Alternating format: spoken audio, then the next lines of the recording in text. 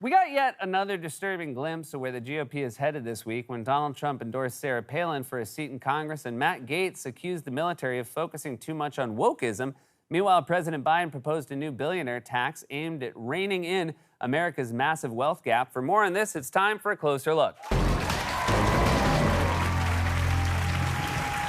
There is obviously a lot going on in the news this week. Trump's slow-moving coup is continuing apace. The U.S. and its allies announced new sanctions on Russia's barbarism in Ukraine. A new report says it's now or never to avert irreversible climate catastrophe. There's a new variant of a highly contagious respiratory virus swirling around out there. And on top of all that, former Alaska governor and one-time Republican vice presidential nominee Sarah Palin announced that she's running for Congress. Former President Donald Trump has already endorsed her. When you get there, assuming you get there, you understand that the media jackals are going to descend on you, and you're going to be walking down the halls to the cafeteria to go get a Pepsi, and you're just going to be swarmed by these reporters sticking these little microphones and recording devices in your face.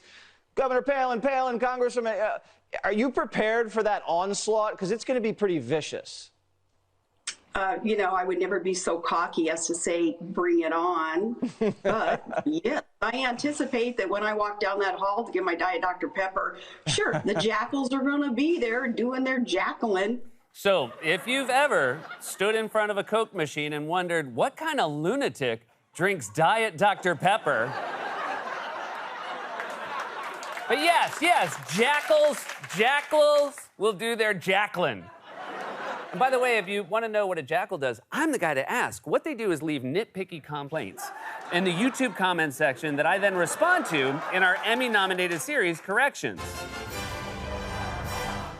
which you can see every Monday at 8 p.m. right here on NBC. No? What's that? Oh, is it on Peacock? It's not on Peacock either? Oh, it's just on YouTube every Friday morning? All right, well, I guess the network hates money. It should be noted, I think Palin is in for a rude awakening if she thinks she's still in the vanguard of wild and crazy Republicans. Palin showing up in Congress now would be like me telling a bunch of high school kids about my wild days of sneaking out and drinking wine coolers in the woods and then realizing I was talking to the kids from Euphoria. They'd be like, cool, old man, I put Molly on my oatmeal. In fact, as if to prove that Sarah Palin somehow would not be the craziest Republican in Congress if she won, Florida Congressman Matt Gaetz, who looks like he wished on a monkey's paw he'd make it in Major League Baseball and instead got Mr. Met's head, leveled a bunch of unhinged conspiracy theories at Defense Secretary Lloyd Austin yesterday, claiming the military cares more about critical race theory and wokeism than national defense. What in the $773 billion that you're requesting today is going to help you make assessments that are accurate in the face of so many blown calls?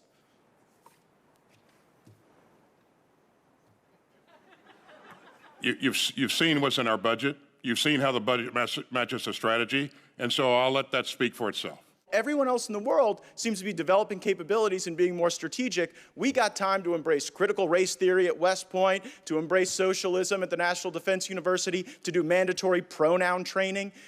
Do you assess? It's again, this is the most capable, the most combat-critical force in the world. It has been, and it will be so going forward. Not if we continue down this path. To do that. Not if we embrace socialism. You guys said that Russia would overrun Ukraine in 36 days. You said that the Taliban would be kept at bay for months. You totally blew those calls. And maybe we would be better at them if the National Defense University actually worked a little more on strategy and a little less on wokeism. Has it occurred to you that Russia has not overrun Ukraine because of what we've done and our allies have done? It seems the Biden administration is trying to destroy our military by force-feeding it wokeism. What is wrong with these people? In their fever swamp brains, do they genuinely believe our soldiers no longer know how to fire a rifle because they are buried in homework from pronoun class? Does he think they arrive on the battlefield and the sergeant barks out, all right, Bravo team, go around the left flank and tell the enemy they're beautiful just the way they are. Charlie team, circle those drums. The rest of you, into the Prius.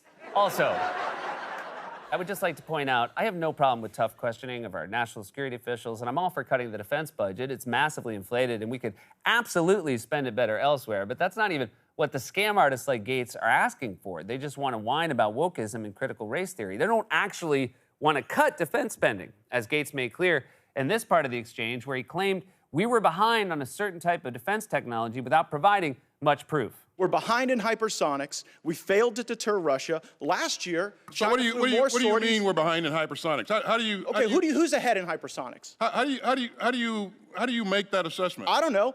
Is I it make one that for assessment one? because Is it China one for is one fielding exchange or hypersonic development weapon of systems, hypersonics? and we are still developing them. How do you know we're behind in hypersonics? I don't know. Do you know what a hypersonic is? I know that according to Sarah Palin, they do a lot of hypersonicing. These people, Trump, Palin, Gates, Marjorie Taylor Greene, are very much the present and the future of the Republican Party, which is terrifying for many reasons. For one thing, they all try to pass themselves off as pro-worker populists, while the left is actually going after elite wealth and trying to redistribute that money to better uses that would benefit poor and working Americans. For example, the Biden administration is proposing a new minimum tax on billionaires. Today, the Biden administration expected to announce a new tax for billionaires. The minimum income tax would require households with more than $100 million to pay a rate of at least 20% of their full income. A 20% minimum tax that applies only to the top 1/100th of 1%. 1/100th of 1% of the Americans will pay this tax. I'm asking you one simple question. Just pay your fair share. Pay your fair share, that's all. That's it. Just your fair share. And no one can argue that 20% for a billionaire is unfair. I love when Biden stares down the barrel of the camera and goes into his whisper voice. It feels like your future self time traveled here to warn you about something. I'm telling you, you gotta dump all your Peloton stock. Go get that mole looked at. Now, I haven't spoken to any myself, but I can't imagine billionaires are happy about this. Damn right we're not. What?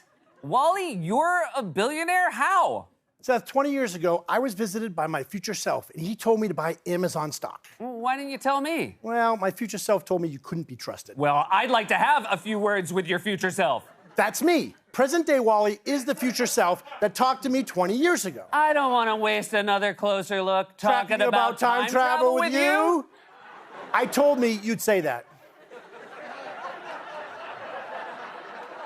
All right. Anyway, billionaires and their allies in Congress get so emotionally wounded at even the suggestion that maybe our tax system favors the wealthy, like during Biden's State of the Union when he said Trump's $2 trillion tax cuts largely benefited the top 1%, which is true.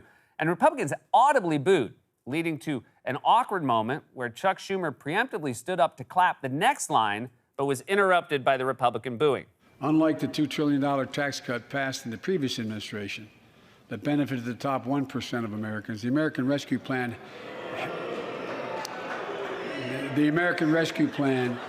helped working people and left no one behind. It's like a dance mom who gets up to applaud for her daughter before the daughter misses a step and falls off the stage. You got this, Becky!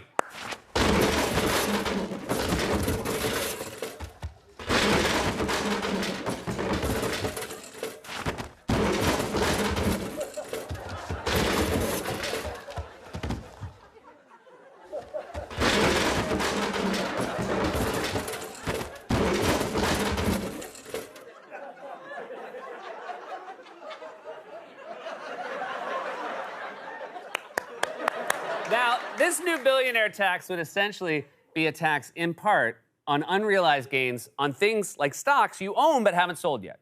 It may sound a little complicated, but don't worry. CBS News has hired a very knowledgeable and truthful new analyst to explain it to all of us. President Biden has announced a $5.8 trillion budget proposal for the 2023 fiscal year, which includes a wealth tax for the richest people in the country. Households with assets of more than $100 million would face a minimum tax of 20%. So here to discuss is Mick Mulvaney. He's a former Office of Management and Budget Director, and today I am pleased to welcome him as a CBS News contributor. So happy to have you here. Thank you so much. You're the guy to ask about this. No, he's not. He's Donald Trump's former chief of staff. He's not just some budget wonk who's giving nonpartisan advice. Calling him a former Office of Management and Budget Director and leaving out the Trump part is like saying there were a lot of jokes at the Oscars that Will Smith did like. We're facing a litany of serious existential crises right now, from impending climate disaster to the pandemic to wealth inequality. And one of our two major political parties is consumed by imagined moral panics and unhinged conspiracy theories. There are so many of these crazy people, it's hard to keep track of their names, whether it's Matt or Sarah or Marjorie or Jacqueline.